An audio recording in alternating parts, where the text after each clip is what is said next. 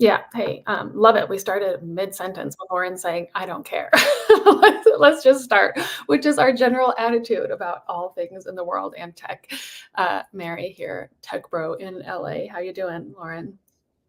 I'm excellent. How are you, Mary? I'm good. I'm good. I, was a little bit wary about posting a Kate Middleton joke in the post for the show, but with all due respect to anyone who has cancer or another difficult disease, I think the it's one of the most important kind of stories of our time in terms of tech. Like this is one of the first episodes where the world is like really wondering, if a video of a well-known, highly recognized person is a deep fake with genuine concerns, and because of who she is and being, that ambiguous thing that royals are, which is sort of the government but not, media being afraid to push back on it and ask real questions. And I have absolutely gone down that rabbit hole. We're not going to get into it on the show, but I think that in many ways the whole Kate Middleton thing is a tech story. So maybe we'll do a absolutely. It's got everything in it. You've got government cover up. You've got AI being used. You've got the internet, like crowdsourcing detective work, which you've seen for years. People on Twitter will mob together or on Reddit or something to try the and figure RBI, the Reddit Bureau. It doesn't always go well. I remember when the Boston bombing happened years ago. A bunch of people were looking for clues on Reddit to like what happened, and ended up, I don't know, someone ended up getting harassed and stuff because they found the wrong person or whatever. But it's got everything. It's a good, it's a good Black Mirror episode come to life. Absolutely. Yeah. So future episodes as this plays out. I also referred in the intro to the show to the Andrew Huberman podcast. Did you follow that whole nonsense? Yeah, he's got 6 girlfriends or something or whatever. And since that broke, he's got like 30,000 new followers, which is what I expected would happen once he was revealed as like, this dude who can get the chicks. I think the people who follow him, many of them are just like more attracted to him than ever. But I can't stand those kind of true tech bro podcasts like the Andrew Huberman and the Lex Friedmans of the world. Like, it's not jealousy. I know they have more followers than us. I don't care. We don't try to get followers. You only need 1,000 true fans, right? Yeah. I talk to and that's an interesting topic too, right? Like, a lot of people on social media always, people will say like, Lauren, you're the best data influencer out there, but you don't have as many followers. And I'm like, well, I don't want all these followers. That's just a liability. I'd rather have fewer people actually, listening and have true fans and people who will give me money or that I can partner with and work with. I don't really care if 50 people extra 50 people, extra 100 people, extra 1,000 people follow me. It's more about getting the right people. I could care less. Like, we see this with all kinds of things, like I don't know, I'll just, it's funny to me is, all right, let's get as many people talking about blank as possible, data contracts or whatever. And the game is to get as many people buzzed about it and then, use that to raise money. But, oftentimes we see there aren't results from this type of thing. Whenever a new, buzzword comes up, it's good for a little bit. And we even have a guest here, Tim D, who just said, what's the difference when people use Gen AI versus AI? Why does Gen have to be on there? Well, it's, that's marketing. That's the branding. So, all right, well, you're doing AI. Well, I'm doing Gen AI. My dad can beat up your dad. And a lot of it can just be right. It's like fish story or data or, yeah. You know the fish stories, right, Mary? Like when you catch a fish, and then, when you catch the fish, it's this big. And then, when you're that night, the fish is this big. And then, a week later, when you're telling the story, the fish is this big.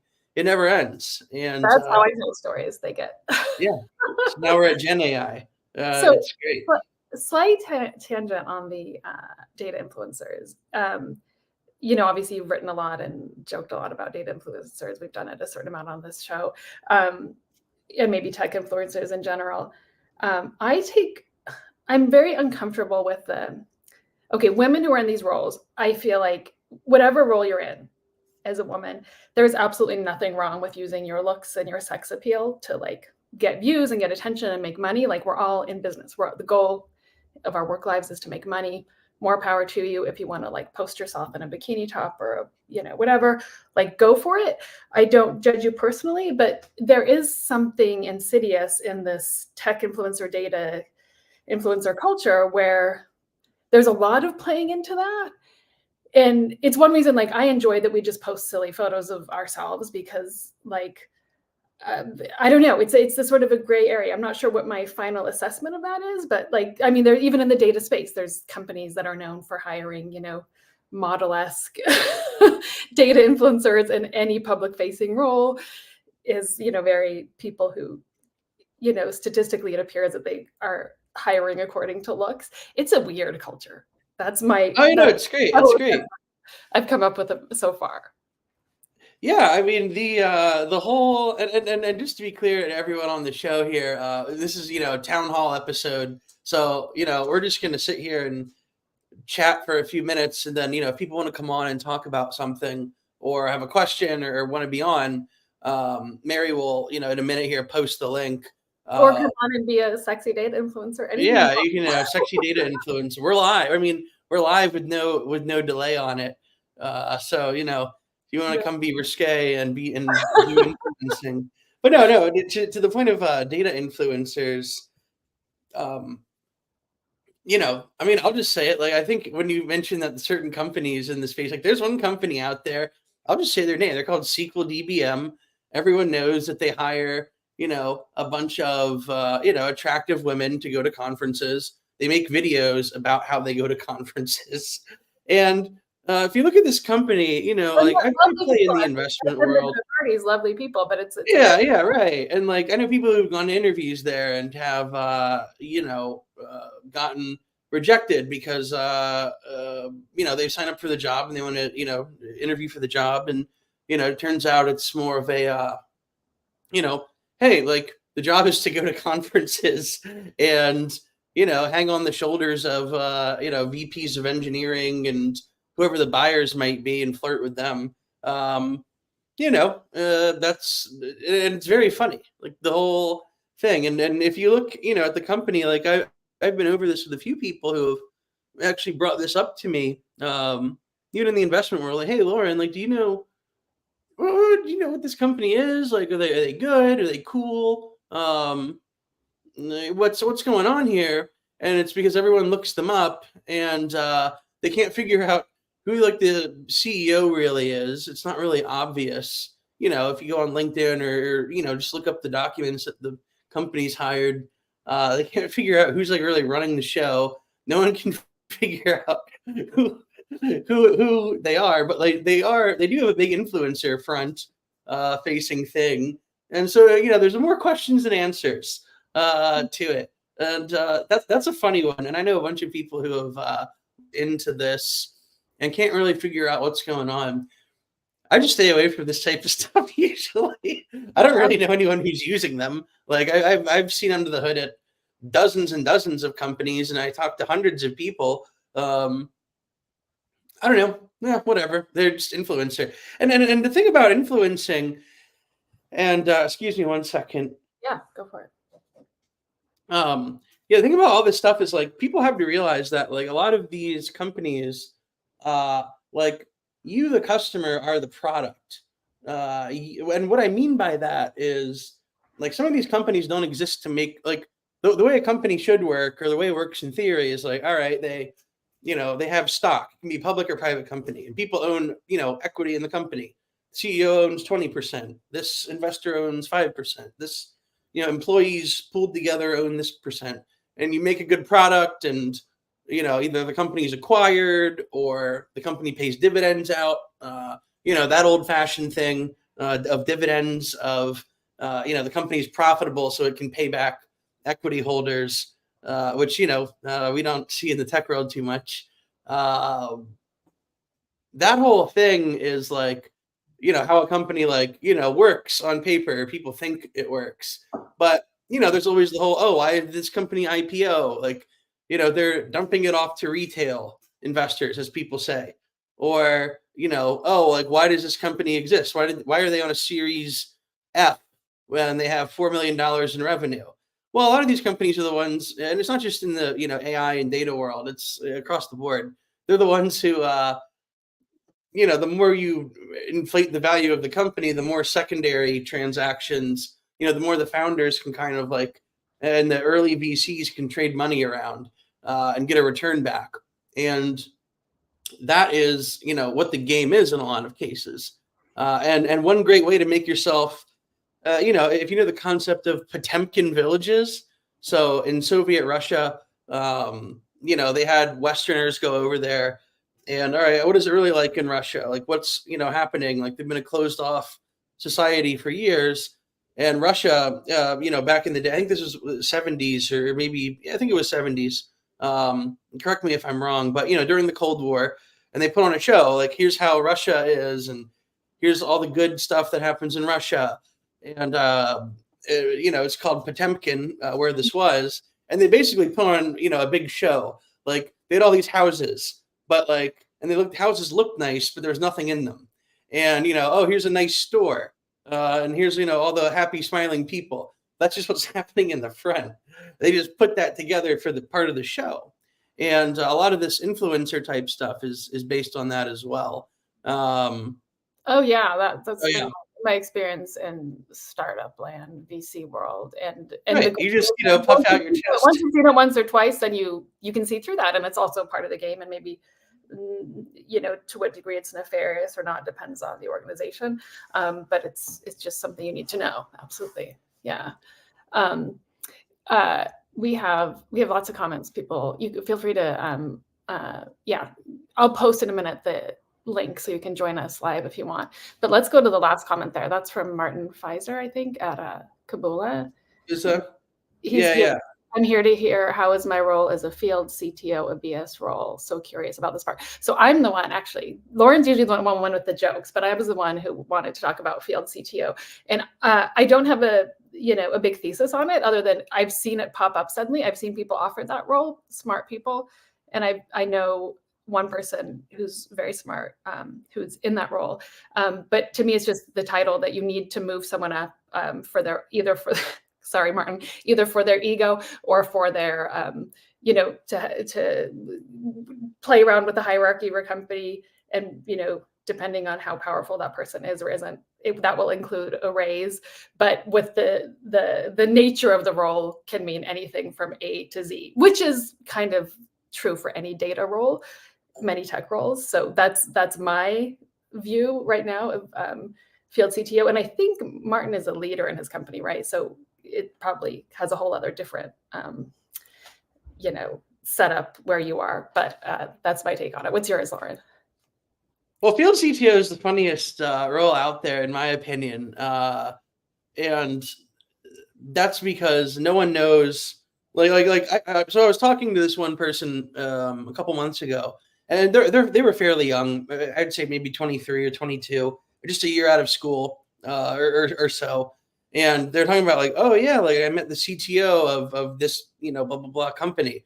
I was like, oh, cool. And they were asking me just on the side about advice for interviewing. And I was like, oh yeah, cool. You interviewed with the CTO. That's a pretty big company. It's a pretty big deal. And then they, said the person's name, and I looked the person up, and I was like, oh, well, that's the field CTO. And they go, oh, what does that mean? And I go, well, it's they're out in the field. They're like a scarecrow. They're the scarecrow CTO, right? They're outstanding, and there's the joke, about scarecrows. Scarecrows are outstanding in their field. Obviously, a pun on outstanding versus sort of a dad joke. Yeah. And this person was had no idea what to make of what is a field CTO? Do they work from home? Are they blah blah blah? And I know this role. I know a bunch of people who have this role. And is it BS? Is it not? Well, I don't know. It depends on the org. Some organizations use the role. Like, I'll do the worst ones first. Some organizations use the role to, like, I don't know, put someone out to pasture. Like, all right, well, we can't really fire you, or like, we acquired your company, but like, part of the role says, when we acquired you, it says you'll work here for 2 years or 3 years. We'll give you something to do. You become a field CTO. At the better end of it, like, how it should work ideally is like, there's a field CTO that covers a region or a vertical. So like, you could be the field CTO of the United States Northeast, and you cover everything from Pennsylvania up to Maine or whatever. Or you're the field CTO of media for all the media customers, or retail for all the retail customers, or whatever. And, because of your geography and expertise, you are actually shepherding along the deals. Like we see a lot, like, Databricks has this role, Snowflake has this role, a lot of big tech has this role oftentimes.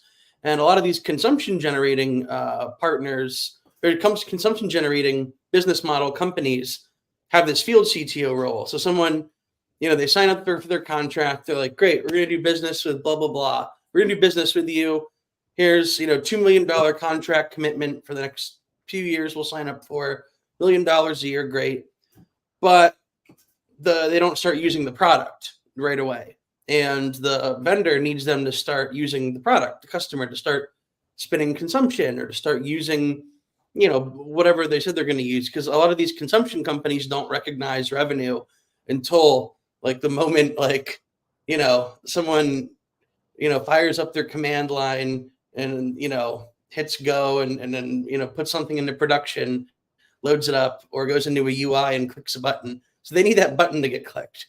And it's really that simple. And so the field CTO is often the person who goes out and, helps get that button clicked, just to start the actual usage of the product and move it from just signing a contract to actually using it. It's an interesting role. I know very good field CTOs. I know very bad ones, personally. And it's the funniest sounding title. I'll tell you that. It's one of the funnier sounding ones. And most of what you've described could easily be, it could be somewhere from the evangelist advocate role up to like any sales or solutions end role. But heck, if the title sounds better and makes you feel better about yourself and makes your company feel better about itself, and if you can negotiate it into a nice pay raise, then go for it. Well, it's funny because like, you're a chief of something, right? The C in CTO stands for chief technology officer, but like, you're not a C-level executive. You usually, maybe there's exceptions to that. I don't know, but like, you're usually like a lot of times these people don't even have people reporting to them. The funniest things like that I learned when I was younger, and I worked at this one company, and there's a bunch of people there who were like VPs of something or other, and I was like, when I started working there after a month, 2 months, I was like, wait a minute, if this is a VP, doesn't this person have someone reporting to them? Like, doesn't this person have like, a director who then has like, managers reporting to them, and then like, various individuals reporting up? Isn't there like a structure here?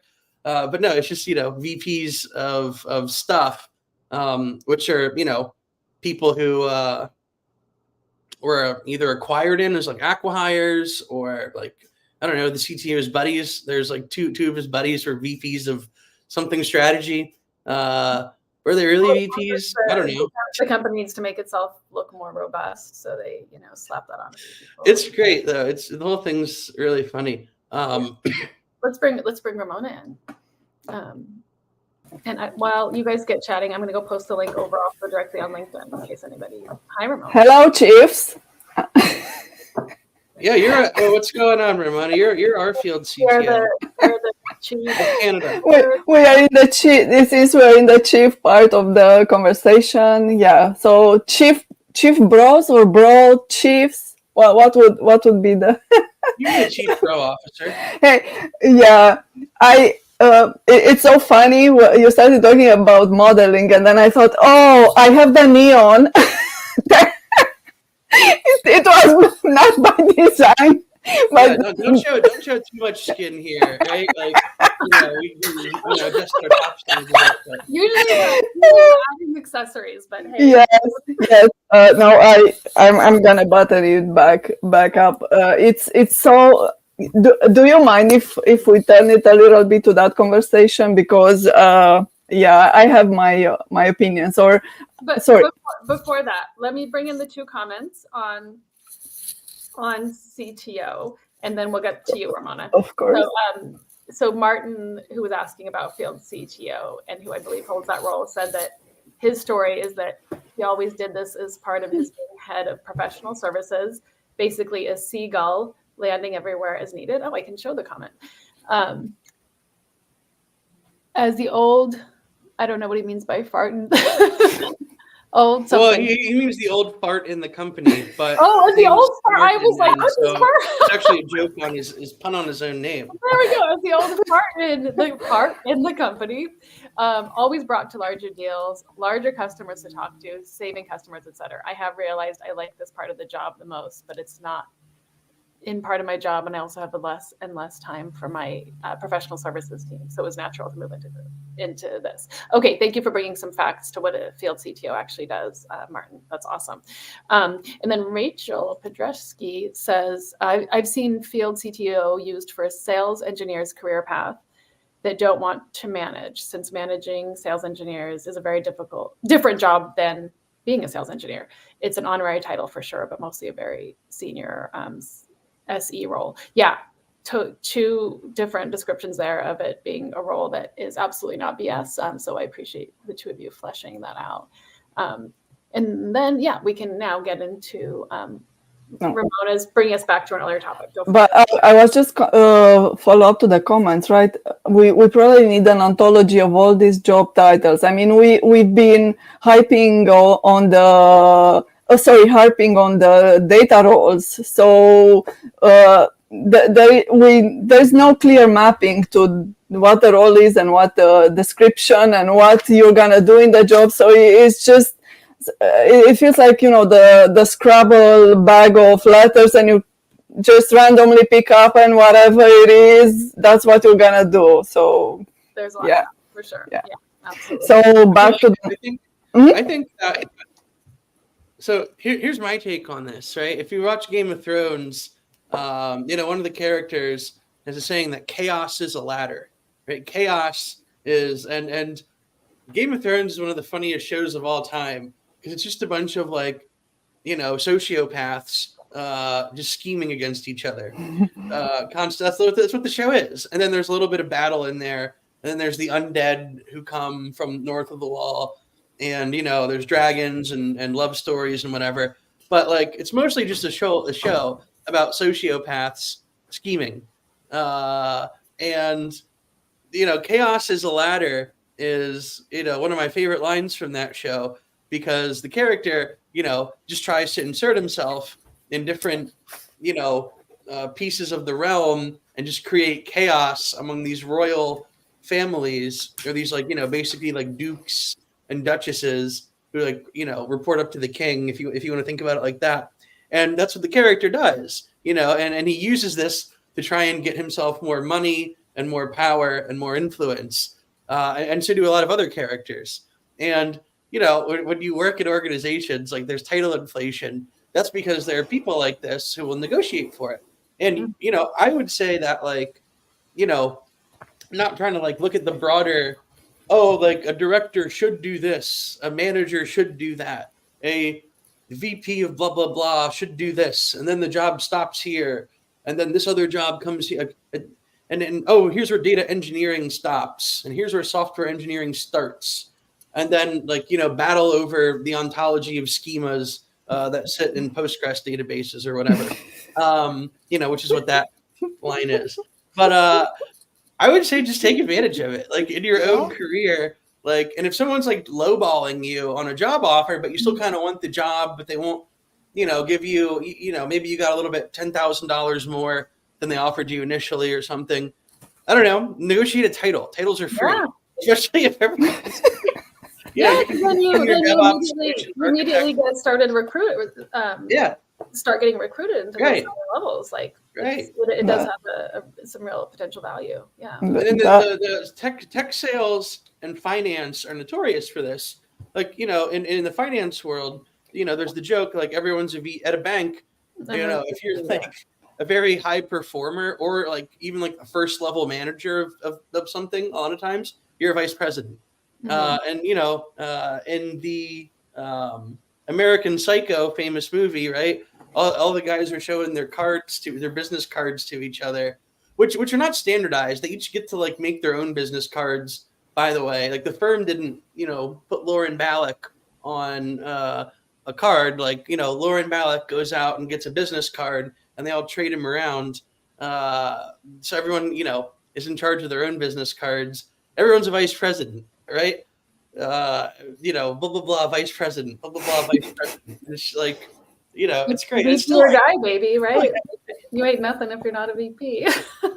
Right. Yeah.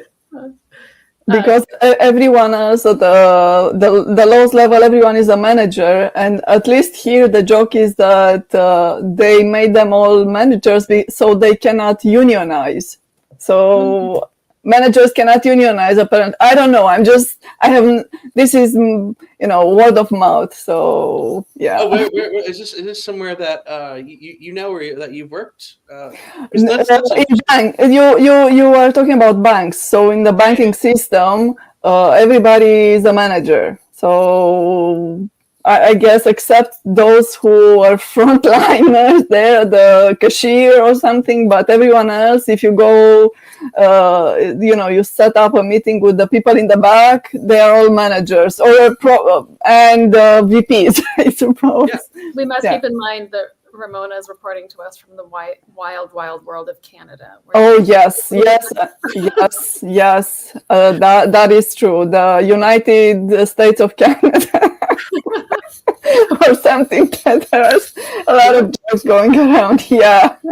I think the funniest part about all of this is that while all these little games are going on about who's the senior DevOps solutions architects, manager, principal, whatever, as all this is going on in most companies, if you're a rainmaker, if you're bringing in deals, it doesn't matter what your title is. If you're like, if you're the one making, like at a financial institution, making the big trades, or you're, the salesperson, and you're the one, your company does $10 million a year and 5 million of that was you, like, you're the one like winning the real game. Everything else is just people screwing around about titles. What actually matters is getting, moving the needle on something. And so, always just keep that in mind. But Josue has best roles are ones where you make the best of it and have the most room to identify gaps and fix them yourself. Field CTO seems like one of those. Yeah, absolutely. So bringing the value, right? The value. I made a silly post. Joe was harping about value, and business people should stop about talking the value and value this and value that. So it was a rant, and Mary, congrats on your new job. I saw the change in the banner, or it showed up. Thank you. I started at a company I've been consulting at. How much modeling did you do for that job? How much what? Modeling. Oh. No. I have my only photo that's out there on my professional stuff is total fake. It's in one of the AI generated photos. I read that and I thought Mary, last time there was a show, you said that you have nothing to do with AI and stuff, and I said, good, powerful Mary. Yeah, and we might do a show on this, kind of navigating that. Whether or not navigating that transition from the data companies and data roles to AI, which is obviously, a very small distance, right? But long story short, I did take a role leading marketing and growth at a RC.ai, which does small language models. And I like their tech, obviously, because I'm marketing it, and I'm no good at marketing stuff I don't believe in. And I know the team well, and I like the team. So yeah, super excited. Thank you for the congratulations. So the data modeling, yeah. Getting back to the data modeling. Yeah, it's a nice, it's a full circle, because this morning Joe held his first practical data modeling meetup with people. It was Joe Reese, yeah, it was really good. So it's just interesting, right? How we go full circle. And I kept reading Lauren's comments, and well, Lauren, you are very vocal about this stuff, and I always think like women in tech, we are such minority, and then you add this stuff, and the stereotypes are already there, right? You cannot be a woman and intelligent and make it on your own. You definitely have to model, and modeling is the lowest hanging fruit, right, compared to what it's said about us. Yeah. So then you add in the mix these situations, so it's hard. And I think, Lauren, you wrote a piece about it,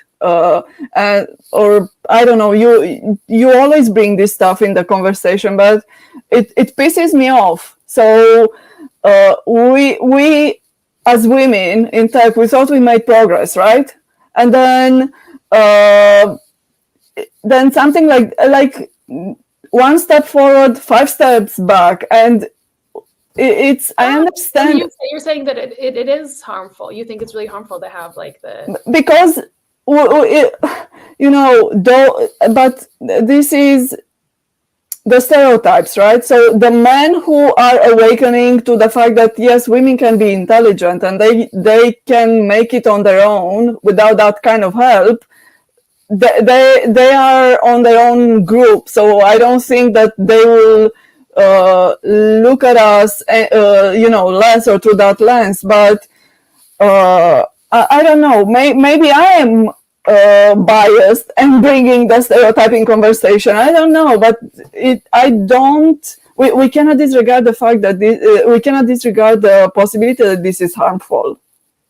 Well, I mean, the analogy I'd use is there's for example, there are issues of race in tech as well, like very specific. Oh, yes. According to the groups that are hired into tech, obviously different, whether you're in the US, Canada, Europe, and other parts of the world.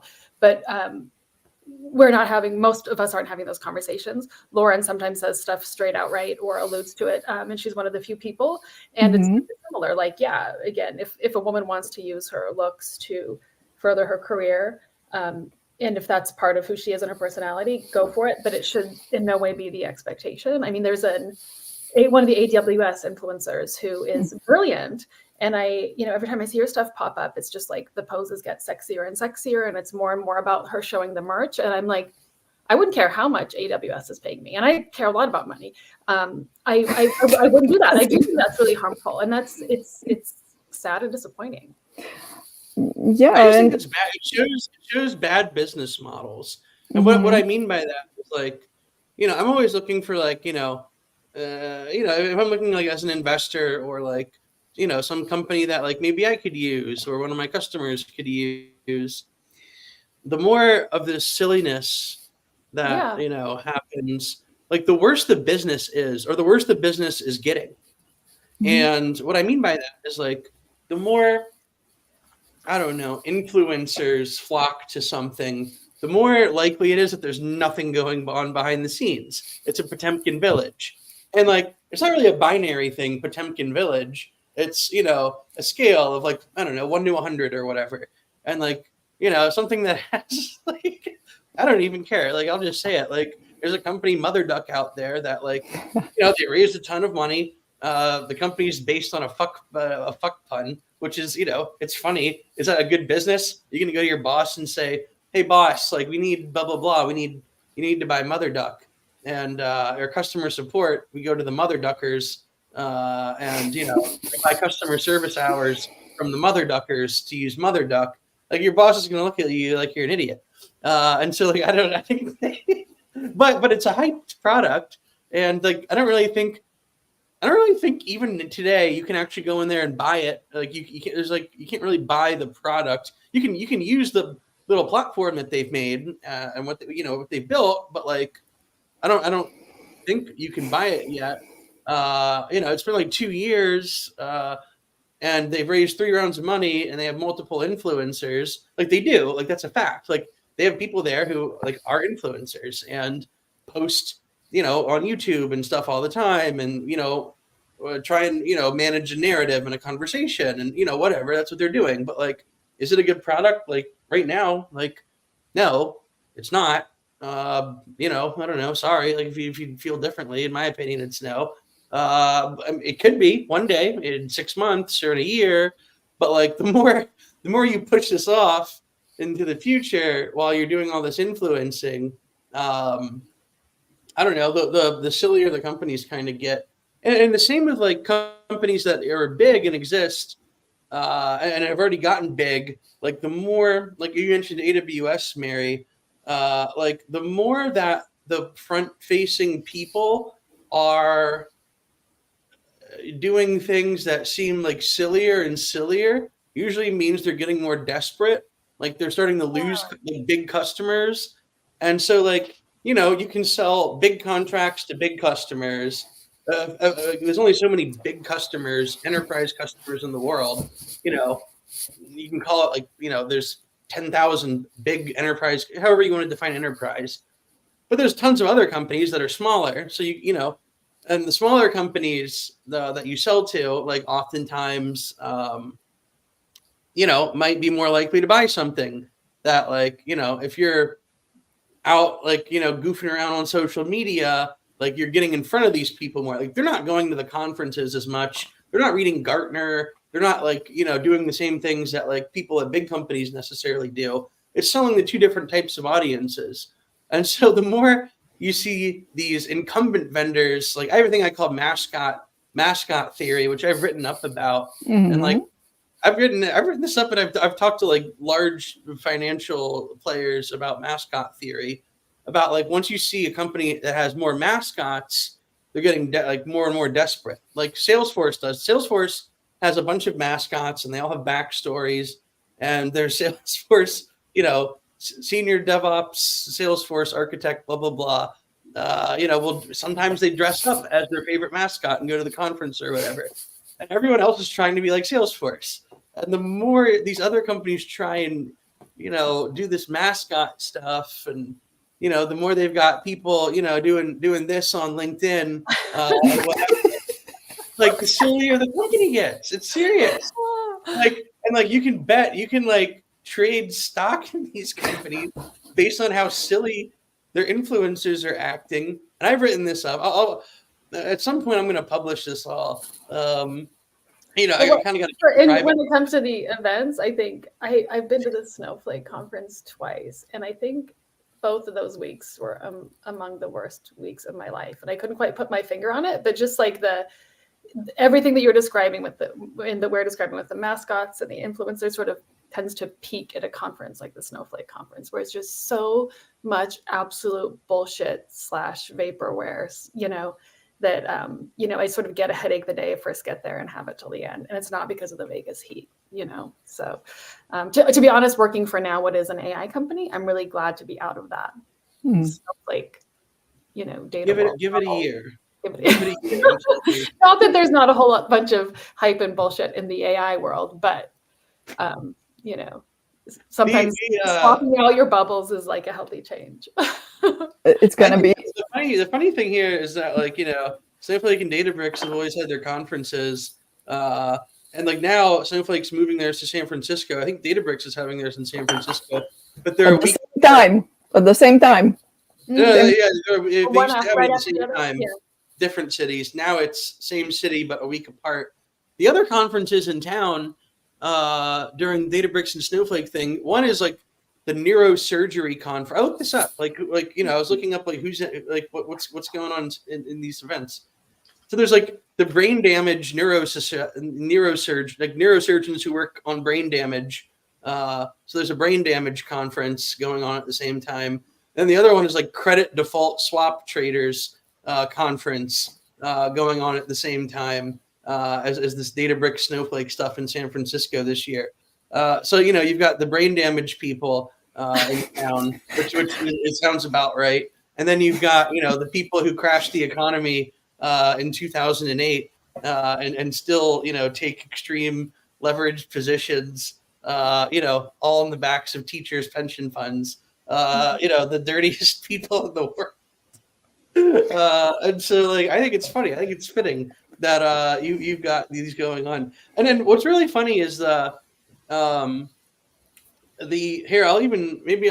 show it.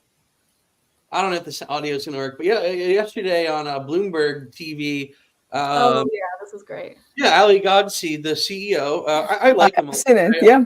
And I think he's a beast, and I think he's fantastic, in my own opinion. And he's really grown Databricks org. But he was on Bloomberg, and the host was asking him about hey, what's happening with Snowflake, and what is your new offerings, and blah blah blah. And you can see he's just grinning, and you can see the body language as the host is chatting. His smile gets bigger and bigger when they're asking him about Snowflake. And the whole thing's just really funny. And then what's the quote? Read the quote directly about that he said, sort of like they didn't do AI or something. Yeah, it's about AI. Yeah. Snowflake doesn't do AI. And I don't know, I kind of agree with that. I mean, you can use it for AI stuff. Yeah, people do, and there's Snowpark Continuous Services. Something. Sorry, guys. They never did AI, and now they're. Sorry. Snowflake offloads a lot of this to partners, right? And so their partners are the ones that are doing the AI, where Snowflake is the storage and compute and how it's stuff structured or whatever. So I don't know. They're gonna get everyone's gonna get snippy. I like it. I think it's it's entertaining. The snippier all these little rivalries are, the funnier it is. And two, I don't know, the more you're putting out there about how your competitors stink, everyone kind of at these smaller companies is afraid of saying bad things about their competitors. But I don't know, that's just because money's been free. And if there's companies that are like, oh, we're ethical, we don't talk about our competitors. So, all right, well, I've been on calls with your account executives, and they'll tell you that your competitor, their competitor has done everything from assassinate JFK to punted a baby across a room. The conversations are happening, they're just behind closed doors. And now that you move these conversations out of sales and into marketing, hey, here's A, here's B, here's how it stacks up. It's good. It's better for the consumer too. It's some people might find it annoying, and it can be annoying, but it's very funny, and I think it's good. Keep the here's why Lauren's good, and here's why Mary's bad, and I'll give you 10 reasons why. Right? Last year when the conference was at the same time, but as San Francisco and Las Vegas, Ali was on a stage with. I've been watching only the Databricks for years. So one of the co-founders is Romanian. He did the undergrad in this city where I live, and etc. So it's a different story. And he was on the stage with Satya Nadella. I mean, Satya was video chatting because they were doing taxes or whatever. So while they were doing this chat, on the other stage, it was the guy who left from Snowflake with NVIDIA, and it was a big thing because they were just announcing, right, the NVIDIA collaboration and whatnot. So everybody was screaming, "Oh, let's see now what's gonna happen with the Databricks now. After this announcement, is gonna be this and that and that." They just bought. What was Lauren? They just bought the AI company. I forgot. Mosaic? The Databricks. They Yeah, they bought Mosaic a while ago. Now they've released the announcement and everything. Yeah. And Lauren, when they developed their Dolly, their first the Dolly large language model, so they did create a Dolly sheep mascot. I never wanted to say this, but I've seen it. They had it around last year for their conference, and I've seen it in one of the clips. And they had it on the T-shirts and whatnot, cute T-shirts. But that was it. That was it. I tried to look for it to just to send you a picture or something. I couldn't find it anymore. So fine in moderation. Right? Yes, exactly. Everything, including moderation. Everything in moderation, including moderation. Yeah. Yeah, they've got them. Well, you know, anytime you start seeing mascots, it's never a good sign, in my opinion. So you know, we'll see what happens there. If anyone else has like questions or stuff to go over, happy to go over it. Feel free to put either click the link and you can join the show if you want, or you know, feel free to put something in the comments.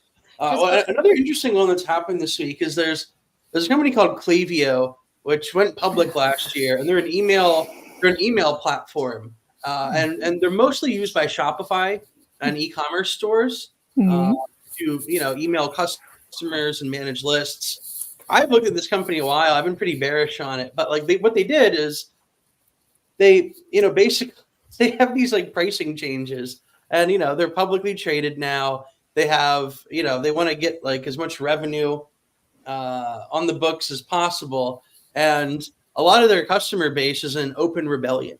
And what I mean by that is like people are just posting like all the evil things that Klaviyo does, because Klaviyo, when they like did this pricing change, they kind of like put when people logged in on Tuesday, Wednesday or so, both those days, people logged in to the product, to use it or whatever, and they got like notifications about how there'd be, increases in what they're going to be paid for. And this is kind of like the last straw for some of these customers, because this is the second or third or fourth time that this kind of thing's happened. And you don't want to communicate that type of thing in an in-application notification. Like that doesn't like really look good. If you have been with a customer and you're a vendor and you've had a customer for like a couple years, or not even a couple years, just any customer, but especially the ones who've been with you a while and they're only hearing about a pricing change because they went in and like went into the app and like they got like a red stop sign, little like exclamation point thing, like alert, like you're gonna pay us more now starting blah blah blah because of blah blah blah. That's not the way to do it. And so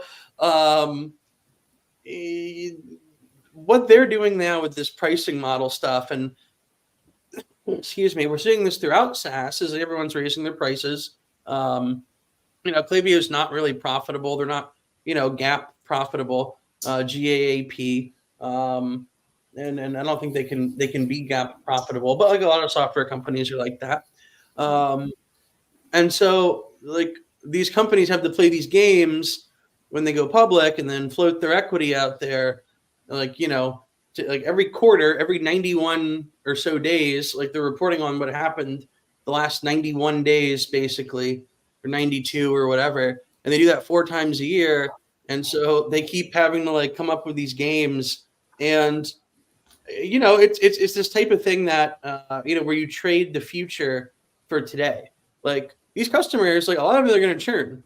Like Klaviyo might get more revenue on the books today, this quarter, next quarter, but there are also a lot of people are moving off of this. Like they're like, all right, I'm done with this. And so you're trading all this, next year's revenue for little bumps today. But, and when you own a lot of the stock, like their founders do and the investors do, like they don't care about a year from now. They just care about the next 3 months, 6 months to keep the stock price high so that when they sell, they can sell at a higher rate. If it's $30 a share and they own, a couple million shares, that's better than 25 a share, or it's better than 20 a share, or 10 a share. So it's all these like little decisions where you take tomorrow's money and trade it for today. And we're seeing that here. And it's really interesting. Like on Twitter, people are going nuts. They're going absolutely nuts. Like I called some people up. Like I don't really play in the e-commerce world too much.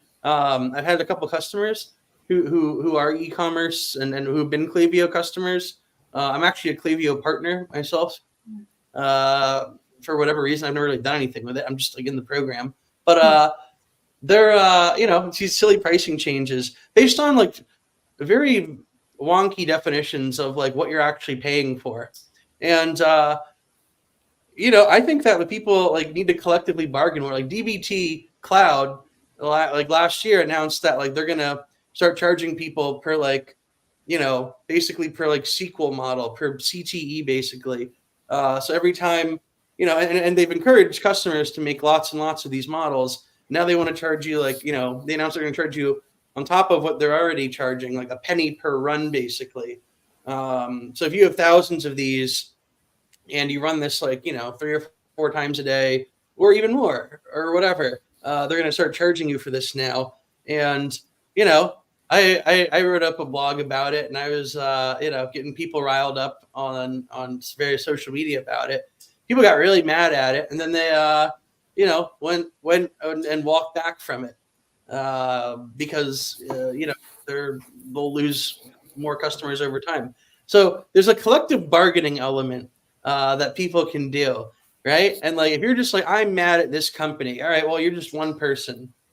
But like, if you're multiple people and you're powerful and you're getting other people riled up, you can collectively bargain with these software vendors, especially anyone who's like invested in a community, like DBT or like Klaviyo or a bunch of others. They've used the word community, and there's a lot of people who've used the product, and a lot of them know each other, and that helps these companies on the way up. But like when they do goofy stuff, like make a bunch of pricing changes, don't communicate it well, they're going to start, trying to squeeze you. Like that community can be a liability, and it's you can organize around that community as long as the community is not a cult. Negotiate with Right. If it's one of the communities that hasn't veered into the cult status where all communities. I guess even even in DBT we're seeing that where there was. So Lauren, are they charging that on top of the Snowflake bill?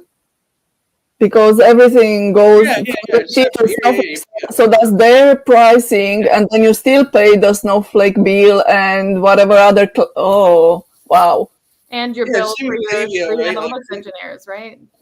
Yeah, whatever, you can have the Field CTO of analytics engineering.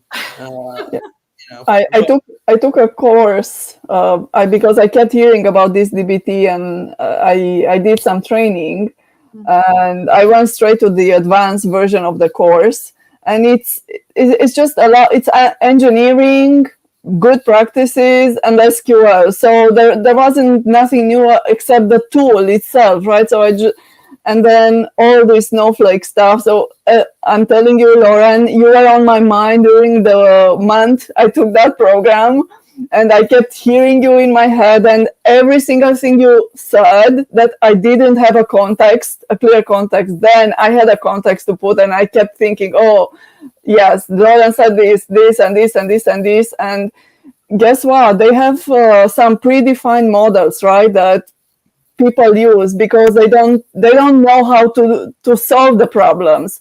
And when I was looking into those, because they were used in this course, I understood how the price will actually get up. I mean, will reach those high bills because they are not made to be optimized, all those queries. And I was thinking, why would they generate all this stuff and all these extra records and all of this? And I'm not going to go into details, right? But why